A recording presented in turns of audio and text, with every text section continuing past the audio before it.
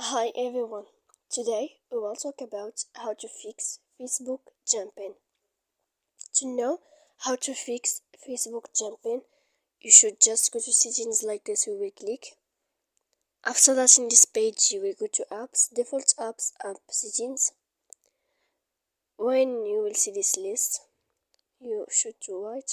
When you will see this list, you will go down to find the application of Facebook and you will enter. Then in this page you will go to click force stop.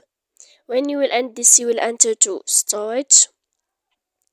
After that, in this page you will click clear cache, and then you will go to click clear data, and after all that you can turn off your phone. So please don't forget to support us by like and subscribe. See you next time in another video, and thank you for watching.